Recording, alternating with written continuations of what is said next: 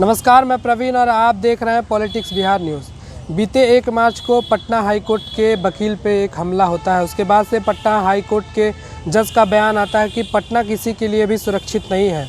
इस पे बातचीत करने के लिए हम आए हैं आरजेडी के प्रदेश कार्यालय में। हमारे साथ बातचीत करने के लिए हैं आरजेडी के प्रदेश प्रवक्ता एजाज अहमद जी। पहले सुनिए क्या कुछ कह रहे हैं वो। सर, जक्कनपुर थाना में एक वकील के ऊपर हमला हुआ था, उसके बाद पटना हाई कोर्ट के जज साहब ने कहा है कि पटना किसी के लिए सुरक्षित नहीं है। कैसे दिखते हैं सर इसको? देखिए, सबसे बड़ी बात यह है कि जो लोग जंगल राज का रट लगाया करते थे, उन लोगों को अब स्थिति स्पष्ट करनी चाहिए। जब माननीय न्यायालय के न्यायाधीश ने भी कहीं ना कहीं ये सख्त टिप्पणी की है, तो इससे ही स्पष्ट रूप से समझाया जा सकता है कि बिहार में और पटना में किस तरह के कानून व्यवस्था की स्थिति और किस तरह से प्रशासन और शासन के माध्यम से सरकार कार्य कर रही है, ये दिख रहा है। ये बताने की आवश्यकता नहीं है।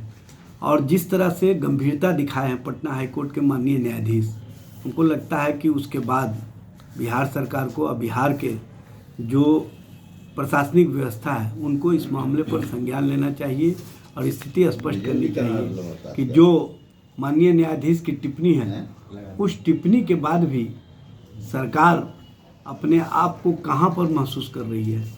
क्या मंगल राज का यही नमूना है? हम जब महागठबंधन की सरकार में थे तो ये जंगल राज का रट लगाते थे, और आज मंगल राज में स्थिति ये है कि माननीय न्यायाधीश जिस तरह से पटना के संबंध में टिप्पणी किया है कि पटना रहने के लायक नहीं है, तो इससे स्थिति स्पष्ट हो जाता है कि बिहार में किस तरह का शासन और प्रशासन चल रहा है।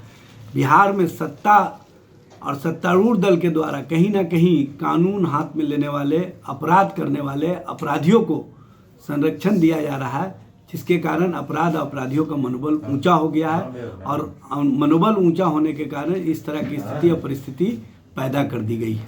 सर, 5 दिनों में मोदी आज दूसरी बार बिहार आ रहे हैं, क्या कहेंगे सर? देखिए, सबसे बड़ी बात यह है कि प्रधानमंत्री जी जब 2 बार बिहार आ रहे हैं तो इसी समझ में आ रहा है कि जो जन विश्वास जनता ने तेजस्वी जी के नेतृत्व पर महागठबंधन पर प्रकट किया है, उसका कहीं ना कहीं बेचैनी और बौखलाहट भारतीय जनता पार्टी और केंद्र की सरकार के साथ साथ राज्य में एनडीए की सरकार को भी है। और बार बार प्रधानमंत्री को बुला करके जो राजनीतिक पिच और माहौल तैयार करना चाहते हैं वो तैयार होने वाला नहीं है। अब बिहार की जनता, बिहार के लोग समझ चुके हैं कि यहाँ पर मुद्दा चलेगा, मोदी नहीं चलेगा।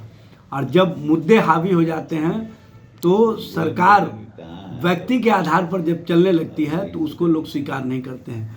इसीलिए मोदी बार बार आए, अमित शाह बार बार आए, राजनाथ सिंह जी बार बार आए, उसके बाद भी बिहार की जनता, बिहार के लोग अब भारतीय जनता पार्टी, जनता दल यू और एनडीए की सरकार को स्वीकार करने के लिए तैयार नहीं है।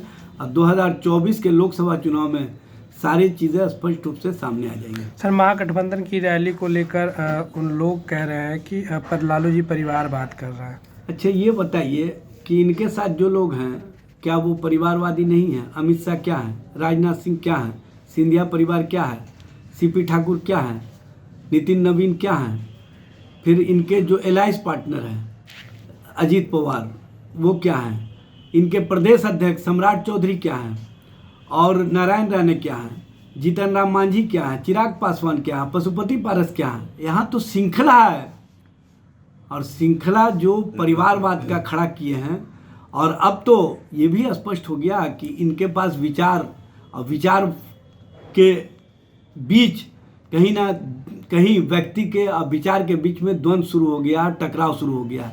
कल तक जो लोग भारतीय जनता पार्टी के नेता और कार्यकर्ता संघ परिवार का सदस्य मानते थे, अब वो मोदी परिवार का सदस्य मानने लगे अपने आप को।